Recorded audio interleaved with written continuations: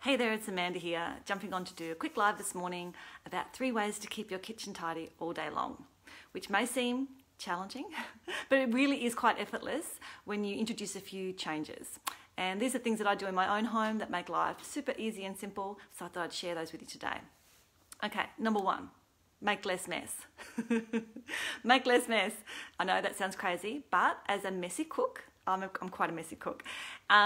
I have learned that the less mess I make, the easier it is to keep things tidy. Now, my husband loves to highlight this to me. He's one of those neat freaks in the kitchen. He cooks like a chef of a cooking show, where he has everything set out in little bowls and he puts them in and tidies up as he goes. No, I'm like a whirlwind where there's stuff everywhere. However, over time and over the years, because he comments on the fact that I'm such a mess and I see how easily he does it when he keeps it nice and tidy, I've actually looked at what I'm doing and gone, you know what? If I could just like pull this in a little bit and maybe try and keep it all on the chopping board and not move across from one bench to another and drop things on the floor, that makes my life easier because I don't have to clean up the mess. This has taken a bit of time and effort, but the rewards are really, really worth it. I'm now finding that because I'm conscious of it, I'm not rushing, I'm actually kind of enjoying. I'll say enjoying cooking because I don't usually like to cook, but I think I enjoy the fact that I'm not making a huge mess because I don't like cleaning up, and just taking some more time to think about what I'm doing makes my life easier. So thank you, hubby, for training me. But also I have 3 children, but my middle son is really messy too. So when it comes to making less mess, when he was younger, I found that giving him a bigger plate, even for morning tea, was a way to keep things tidier because the mess was more controlled. So normally for morning tea, you'd give them a small plate with fruit and biscuits and whatnot.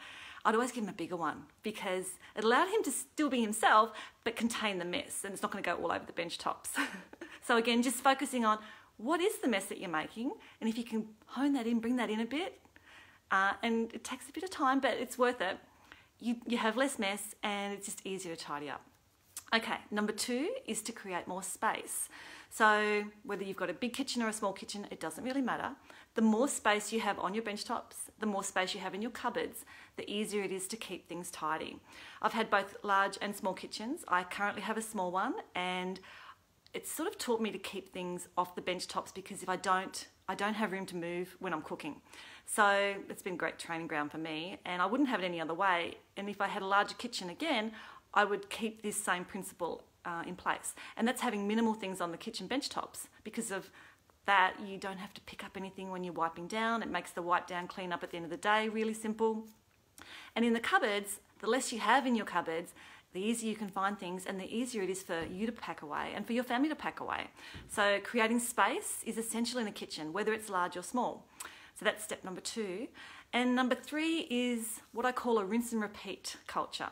So we all have the same sort of similar routine happening in our homes. We wake up, we have breakfast, maybe morning tea, lunch, those meal times kind of come and go. And I like to create this rinse and repeat culture where the family knows what to expect. So in the mornings, breakfast is always the same. The kids kind of come out. I've got things prepared. They do their bit. We pack away dishes into the dishwasher. And that same thing happens every day. It's a rinse and repeat culture. So we don't have to think about it too much. It just gets done. This is what happens at breakfast. When we have lunch, this is what we do. And at the end of the day, I pack away at the end of the day. I quickly look at the kitchen and go, have I left anything out? Because I want to wake up to a neat and tidy kitchen. I make sure I pack away at the end of each day. So sometimes, we can get delayed with things, and I don't know, you maybe don't get to the washing or you don't get to pack the dishwasher as you went along, but at the end of the day, if you can do that pack away at the end of the day makes the biggest difference. But that's a rinse and repeat culture that keeps me on track, keeps the family on track. And when it's a culture, it becomes so automated. You don't even think about it, you just do it. So those are my 3 steps for keeping your kitchen tidy, the easiest way I know how. Make less mess. Just think about that next time you're cooking. How much mess do you make? Create more space in both your cupboards and on your bench tops. That's a big one. And create this rinse and repeat culture so it becomes automated and easy. Now, of course, I'm also doing a workshop starting on the 27th of July about creating space in your kitchen. It's my very simple declutter method that's working in the kitchen, but but you can also take those same principles into any other area in your home. But it's going to be a really fun workshop if that's something that you may be interested in and you'd like to create more space in your cupboards and more space on your bench tops and be able to maintain that in a way that's easy and effortless. This workshop's for you. I'll pop the details down below if you'd like to know more. And yeah, I'll see you in the next video. I hope you found this helpful. Let me know if you did. Okay, have a great day. Bye.